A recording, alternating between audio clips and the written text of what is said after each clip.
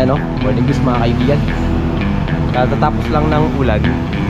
So susubukan natin maghagis kasi naalala ko dati nung may matagal na yun parang 2 years ago na ata. Pagkatapos ng ulan, maraming malalaking isda ang lumabas doon sa Honda Bay, doon sa spot natin dati na ang hirap makahuli ng isda. Alam ko naman na challenging talaga doon, pero syempre hindi natin palalampasin yung chance kasi kadalasan tuwing pagtapos ng ulan, lumalabas talaga yung malalaking isda. So subukan natin, try lang, reaction bite naman ang gagawin natin So popper tayo, popper. Okay mga kaibigan, dito na tayo sa spot sobrang tagal na natin hindi nakapunta sa spot na to, taon na ata. Ayan may bagong platform yung sa dulo. Ayan, wala natin punta doon. So sobrang tagal na natin ito hindi na pangisdaan. At dito tayo susubok. Meron dito, meron dito. Silipin natin. So ayun, dalawa na yung ating duck, floating duck. Meron dito sa kaliwa, meron na rin dito. Astig. Doon kami dati lagi. Yan. Try natin dito. Kasi kapantuhan to Yan. Okay, katatapos lang talaga ng ulan mga kaibigan. So ito talaga yung inano natin yung ganitong panahon na malabog-labog. Try natin mag-fishing dito. Sana pwede pa. Ayan. Dito kami dati nag-fishing.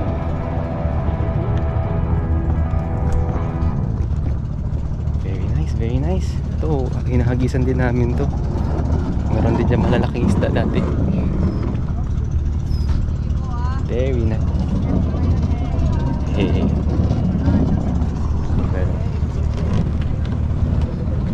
Okay, try natin dito.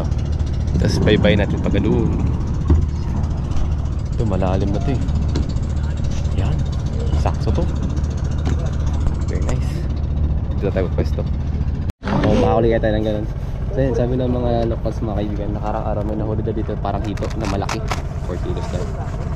So yan. So maraming tatanong kasi post tayo ng popping natin nakaraan sa natin. Ano yung nila yung popping set na ginagamit natin. So ito yun. Field Salt Works SWC 73 medium heavy. Yan. Kung tutusin mga kaibigan, ito ay hindi talaga proper na popping rod ng feed. Ito ay offshore casting rod. Ito yung pinadala sa atin ni Fishing Villa kasi madalas nga tayo mag-jigging, diba? So sabi nga sa akin nila Sir Bogs, ito daw gamitin natin for offshore casting. Ang problema, hindi tayo nakakapag-jig lately. Pero hindi ibig sabihin hindi tayo mag-fishing. So ito yung ginagamit natin. Okay. So powerful naman na itong rod na to. So kaya niya rin ipop talaga yung mga popping set natin yung popping lure. So pinaparisan natin yan ng Shimano Zaragoza 6000 HG, pang popping talaga. So ito na yun mga kaibigan. Yan. Ito yung popping rod natin na ginagamit. Pero ito talaga ay made for offshore casting. Ginagamit lang natin siyang popping kasi pwede naman kung tutuusin, pinang-jig ko nga ito dati sa Balabak, light jigging nga lang, pero nakahuli naman.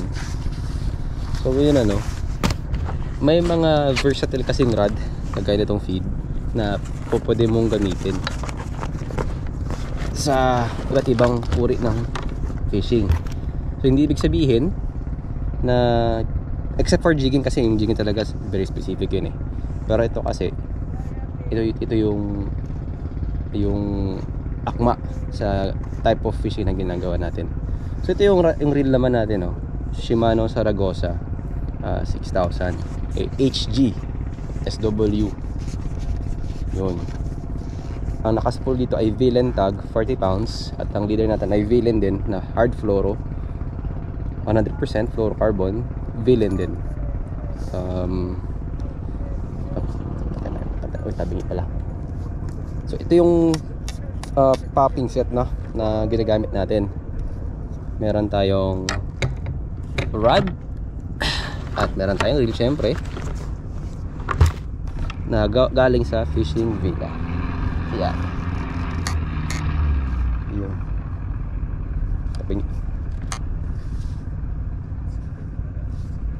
Ayan, pwede na siguro to. Okay. So mga kaibigan, yung isa naman ang anong lure daw ang gamit natin sa popping. Teka, meron tayong dalawa. Ito yung una natin nilabas na karaan. Itong Yo-Zuri inshore popping o popper. So ito yung pinangikagad ng isda na karaan, no? Ito yung kulay na binili natin na ginamit natin sa Sabang. So ito yung mararecommend ko kung magpa-popping kayo sa West Coast area. Ito yung mabentang kulay doon. At yung isa naman yung ating Nomad Shag Norris. Ayan, ang dami na niyang battle scars. Ito yung humuli nung talakitok na kataan. Pero for this day mga kaibigan, ito yung susubukan natin kasi gusto ko itong bigyan ng redemption itong lure na to. Ganda. So ito yung gagamitin natin ngayon dito sa area na to. Alright. So ito na yun. Rod natin from Feeds Saltworks, reel Shimano Saragosa SW6 HD. At ito gagamitin natin na lure ay Yo-Zuri inshore popper. Tapos ang line natin bilang tag 40 pounds. Ang ating leader ay 60 pounds. So yung mga kaibigan, tapusin ko lang mag-setup at let's rock. Bago ko lang na-realize mga kaibigan, hindi pala kompleto yung dala kong gamit. If in case na maputulan ako ng leader, wala na akong magiging leader. Sa line ganun din, wala akong dalang extra, pero okay lang. Yan. Ito kasing spot na to mga kaibigan, napaka-challenging talaga mag-fishing dito kasi bugbog to bukod sa na laging pinapangisdaan, docking area din ito ng mga tourist boats sa Honda Bay. Kaya ito hindi ko to masyadong nire-recommend sa mga newbie na gustong makaranas ng huli kasi nga sobrang challenging manghuli ng isda dito. But still, pumupunta tayo dito pag magtanggalan ng kate. Pero huling beses na nandito ako, nakadali kami ng malalaki. Alright, 2, 3 and lock. Okay. Vlog pala yun.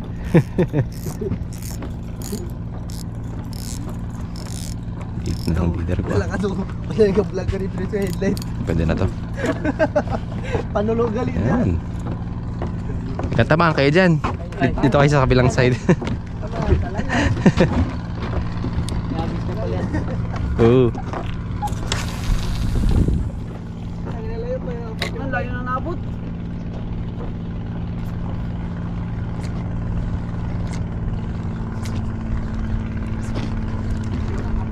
Oops. Pay, may nahuli na pa Medyo hassle tong bangka May bangka kasi kaya Kaya nga, doon na nilagay. Tuwa na ako kanina, maluwag meron nga na kaya kanina. O yun.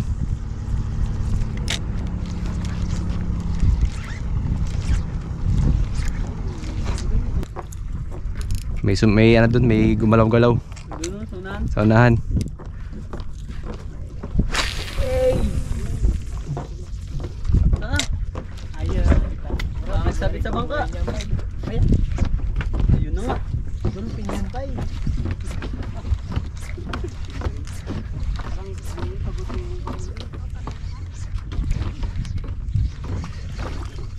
Ganda na ng play nitong ano na to popper na to.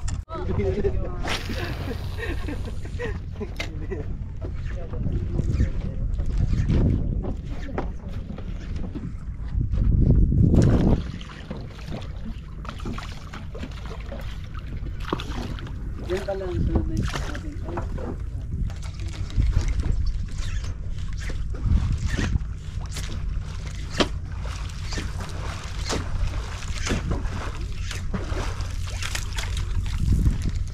Ganda nito Sana makadali. Pangkilaw. Tara natin sa kabila. Ayun, may lumalangoy-langoy dito.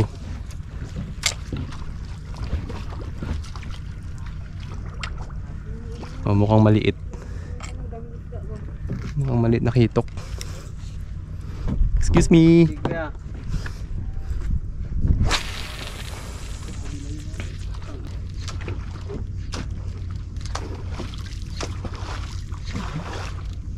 Yun, no? May mga na-attract din eh. Mga barakuda.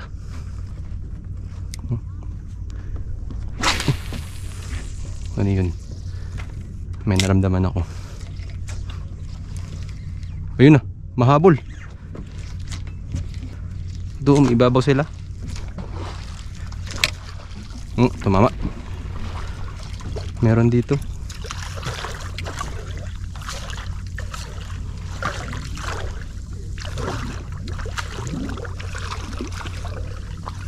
Bas na. Mga talakitok. Good sign, good sign. Lalabasan sila eh. Nakikurious sila kung ano tong bula-bula na to. May nahuli ka na rin kaya? Pero sa Sabang yung nakaraan. Laki. Ito. Ayun sa Mitulay? Hindi. Doon sa may zipline. Wala. Naya. Hagis natin ulit. Meron daw doon. Sana makadali tayo. Pagkilaw. Ayun, no? Balo. Lumalabas sila eh. Nakikirious sila sa tunog eh. Try natin dito. Saan daw kaya? Kahit may ibabaw sila oh.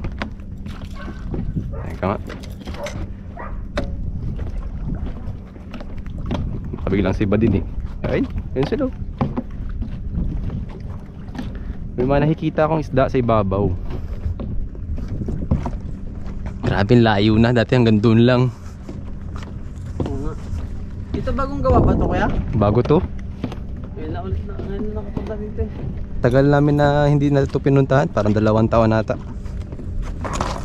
Ayan. Ito maipa ata oh. Kumain pa nga. Ayun yung bola bilog. Ayan natin dyan.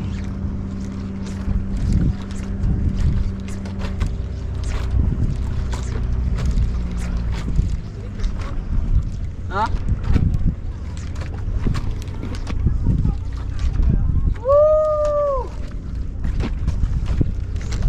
Ay, meron na pay! Uyun! Balingan! Okay. Meron dito.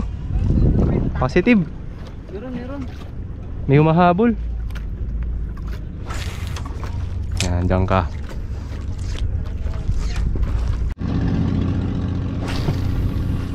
Tambak na pay, sobra na. Oh shit. Umay no?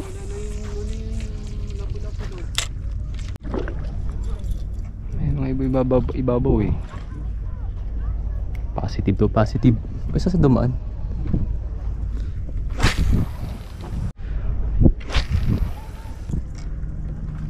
Yun. May narinig ako dito banda. Mga kaibigan, may narinig ako dito banda. Sumibad eh. So nakaka-attract na to ng ano, ng kung ano mang isda. Talakitok, barakuda, kahit ano.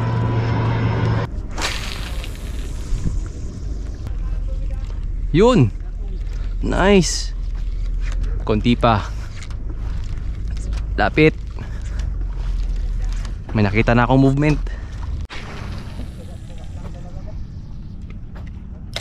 Ang ganda oh. Salabay. Ang ganda ng bubbles niya oh.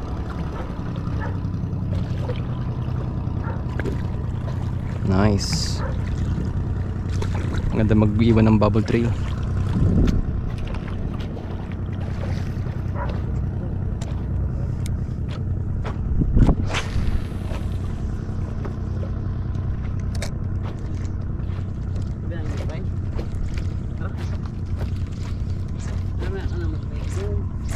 Uy! Shit! May hit. Sayang. Sige.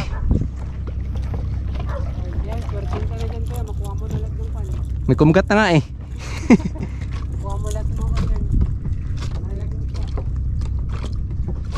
Naramdaman ko yan, may kumagat. Dumanda. Tingnan natin.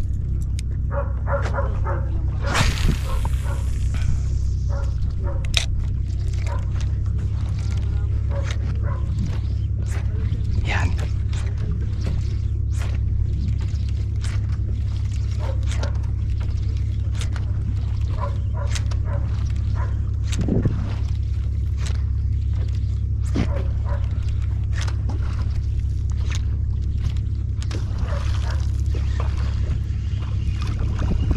Nice. So yun, gaya nga na nasabi ko mga kaibigan, itong spot na to ay challenging in so many ways.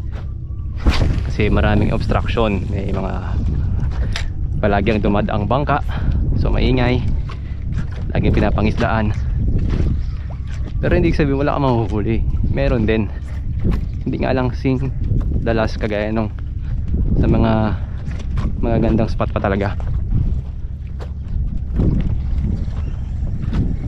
Hindi naman ako nag-expect na may mahuhuli, pero maganda yung sign na may nakikita tayo, movement sa tubig. Tapos may naramdaman ako kanina parang binangga o ano eh, hindi lang siya tinamaan ng husto siguro.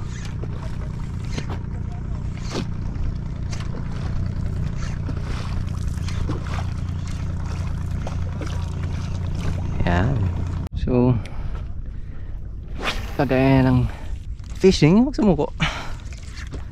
Hagis ng hagis. Mga kaibigan, kaya habang ginaganito ko, may maliit na talakitok na humabol. O talakitok o barakuda. So it's a good sign, ano? We can say na may humahabol din dito na hindi lang tinatamaan talaga. Uy! What is that?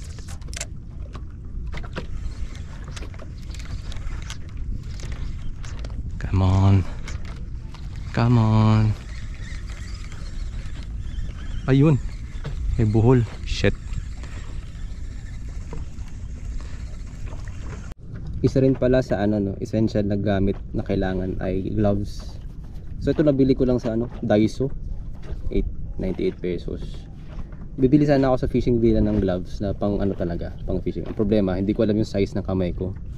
Doon sa ginagamit ko na pang gloves yung sa nabibili lang sa Shopee, number lang kasi nakalagay. Ang sizing dun sa mga gloves sa fishing villa, small, medium, large, tsaka XL.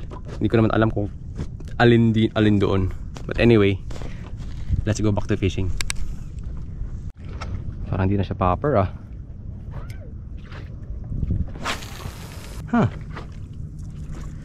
bakit di na siya lumulutang? Puno na siya ng tubig. So asan ang butas mo? Dito ba?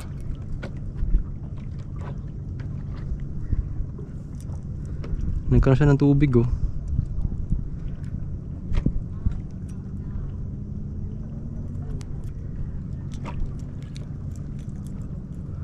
Okay, hagis na ng hagis. Pag wala, i-break natin si Chag Norris. Wala lang, din na siya nagpapap. Nawala na yung sabog. Ayan. Nagpalit tayo ng Chag Norris. Kasi basag yung natin, Yuzuri. Itong Chag Norris, iba rin yung nito eh. Iba rin yung feels niya pag pinapopping.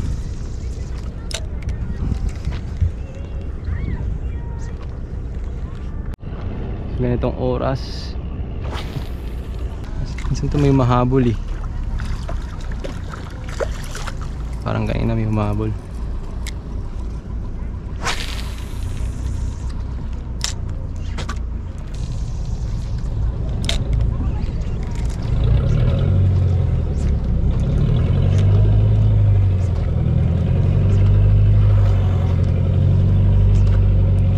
Move tayo ng konti mga kaibigan dito banda. Kasi bumaba naman sila dun eh. Lipat muna tayo dito banda. May nahuli ka na, kuya? Wala pa po.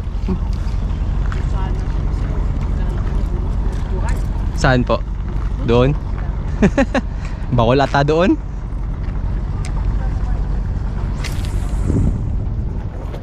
Baka mabilis ang paghila mo. Ganyan po talaga siya. Ganito po talaga siya dapat. Yung sumasabog-sabog. Oop, yun lang. Makakis. Kung saan rin dyan pa, bago pa may nagkabuna, no? Minsan po ganun.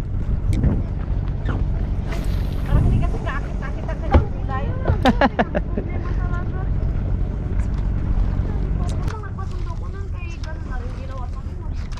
Paliwanag mo na ng mais kay papa mo. Oh, shit.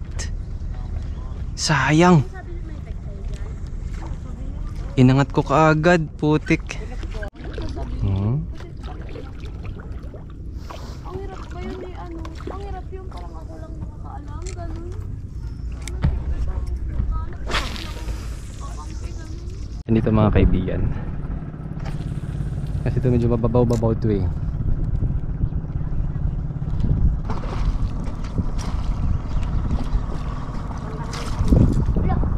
Walang huli ah. Isda dyan. Mahulog ka dyan ha.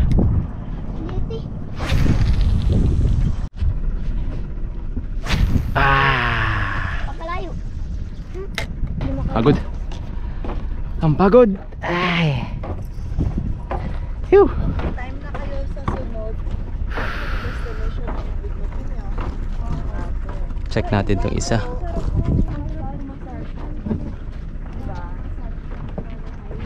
Sana yung basag nito ha. Ah, lumutang na. Displaced na yung tingga niya. Oh. Ano man na?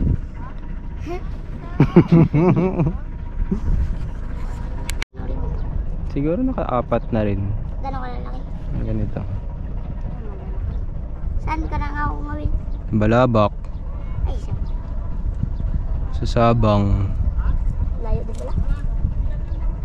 Dalawa sa Balabak na huli ko dun. Sino saan ka nakatira? Diyan lang, sa tabi-tabi.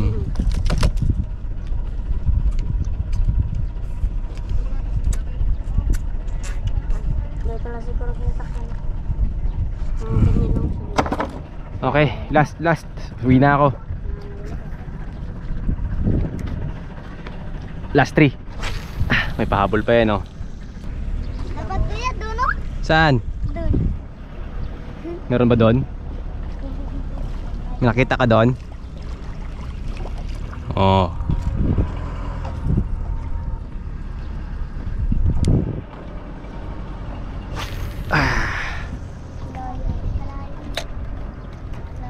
Sabi nyo, tawagin nyo ng isda para makahuli tayo. Dali. Gagawin mo, Dadoy. Para doon magpunta. Ang kinilas mo. Oh, dito, kabila, last. Pag ito wala talaga nahuli, ayoko na. Uwi na ako. Yan, last cast. Yung makahuli. Kinakantsawan ako ng bata. Wala, kinukontra nyo ata eh. Kasi ito ha, promise, lasa talaga, promise. Promise talaga boy. Ayan, tawagin nyo na yung mga isda para makahuli na tayo. Yan, sige. Sabi mo kagat. Dali, para maganda sa vlog. Para lumabas ka sa vlog, dali na. Kagat na. Agad na. Laki sana yung slip. Uy, wala talaga. Uy, doggy, wala. Yan na. Okay. Yan talaga ang buhay. Minsan may huli, minsan wala. Yuh. May pang-ulam siguro. Walang pang-ulam. Wala eh. Oh, ayan. Tapos dyan ako. So ayan no mga kaibigan. Mayroon lang dyan magkain. Tingin mo may kakain dyan? Kita siya. Kita siya. Ayan. So kagaya na nasa natin na wala tayong nahuli. Kaya sa silbong. Hindi natin na-expect na... Oh, ayun na. Ano yan? Teka. Meron pa ditong something. Hira, pauwi na ako eh. Saan? Dito banda dyan oh. Uy, pauwi na eh. Tali mo yata yan. Hindi. Isda, yun diba? Kita mo? Nagatalon-talon. Natalon-talon.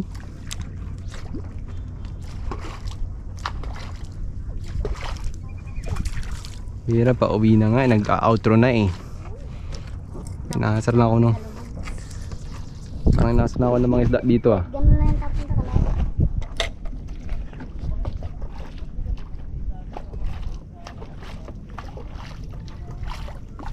Nagatalon dyan daw. Nakita mo diba? Meron? Oo, meron daw eh. Minsan dito sa ilalim nito. Ta. Minsan dyan sa ilalim nito nito meron. Anong meron sa ilalim? Minsan isda. Sinisisid niya, nakita mo? Ayun. O to, promise ha, last cast boy. Tawagin niyo na mga isda, dali!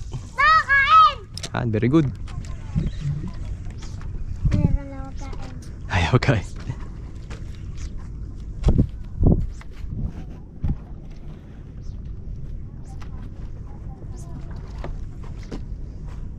Wala talaga na meron kain. Tawagin mo. Yan na. Na. Isda! Ayun na. Yan, very good. Bilo-bilo.